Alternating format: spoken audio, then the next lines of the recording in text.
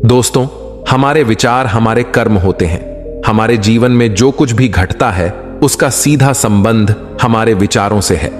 जैसे एक बीज जमीन में डालते हैं, वैसे ही हमारे विचार भी हमारे मन में अंकुरित होते हैं। अगर हम सकारात्मक सोच रखेंगे तो हमें अच्छा फल मिलेगा, और अगर हमारे विचार नकारात्मक होंगे तो उसका असर भी हमारे जीवन पर नकारात्मक रूप में ही होगा।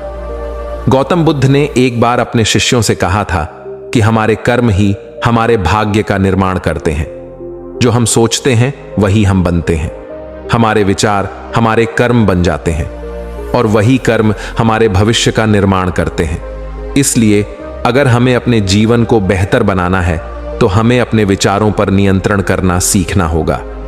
दोस्तों, गौतम बुद्ध की शिक्षा हर किसी के जीवन को नई दिशा दे सकती है। अगर आप भी इसे मानते हैं तो कमेंट में नमो बुद्धाय लिखना ना भूले। इस कहानी को अंत तक जरूर देखें, क्योंकि ये कहानी आपकी जिंदगी बदलने की ताकत रखती है। आइए कहानी की शुरुआत करते हैं। एक बार गौतम बुद्ध से उनके एक शिष्य ने पूछा, गुरुजी, कृपया हमें बताइए कि कर्म क्या है। गौतम बुद्ध ने अपने शिष्यों से कहा कि कर्मों को समझने के लिए मैं तुम्हें एक कहानी सुनाता हूं। इस कहानी से तुम समझ जाओगे कि कर्म क्या है। और दोस्तों, आज मैं आपको वही कहानी सुनाने वाला हूं जो गौतम बुद्ध ने अपने शिष्यों को सुनाई थी। और अगर आपको यह कहानी पसंद आए तो लाइक करना मत भूलिएगा। गौतम बुद्ध अपने शिष्यों को कहानी सुनाते हैं कि बुलंद शहर का एक राजा था, और वो एक दिन घोड़े पर बैठकर अपने राज्य का भ्रमण कर रहा था। चारों तरफ भ्रमण करने के बाद वो एक दुकान के सामने आकर रुक गया।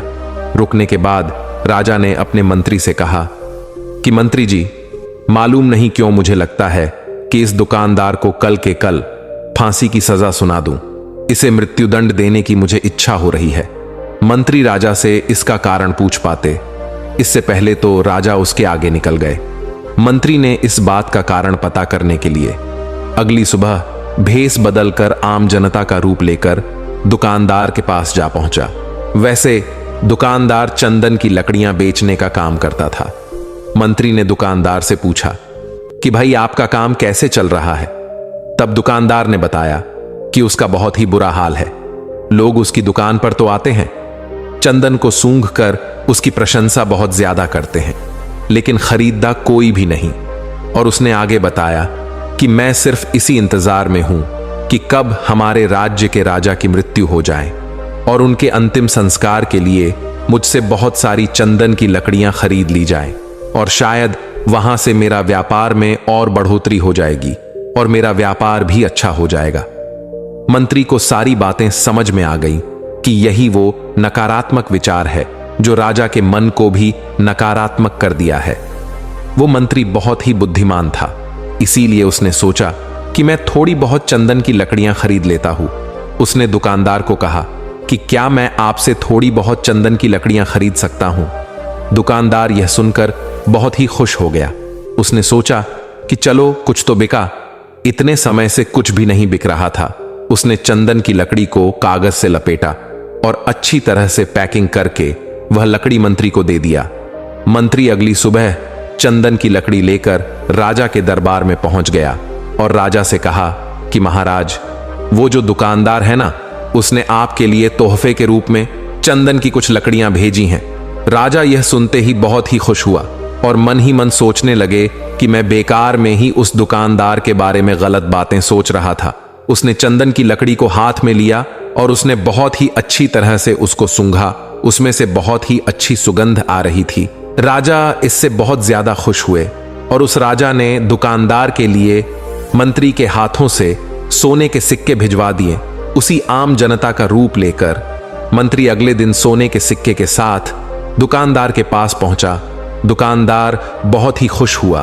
उसने सोचा कि मैं राजा के बारे में कितनी गलत बात है सोच रहा था। राधा तो बड़े ही दयालु है। और यहीं पर गौतम बुद्ध ने यह कहानी खत्म करते हुए अपने शिष्यों से पूछा कि अब आप बताइए कि कर्म क्या होता है। शिष्यों ने उत्तर देते हुए कहा कि शब्द ही हमारे कर्म है। हम जो काम करते हैं वही हमारे कर्म है। जो हमारी भावना है वही हमारे कर्म है। गौतम बुद्ध ने सभी शिष्यों के जवाब सुनने के बाद यह कहा, आपके विचार ही आपके कर्म है। अगर आपने अपने विचारों पर नियंत्रण करना सीख लिया, तब आप एक महान इंसान बन जाते हैं। जब आप अच्छा सोचते हैं, तब आपके साथ अच्छा होता ही होता है और वह होता ही रहेगा। इसीलिए मैं भी कहना चाहूंगा कि अगर आप अच्छा सोचोगे तो दूसरे लोग भी अपने आप आपके बारे में अच्छा सोचने लग जाएंगे। और अगर आप चाहते हैं कि गौतम बुद्ध की यह बात लोगों तक पहुंचे, तो इस वीडियो को जरूर शेयर कीजिए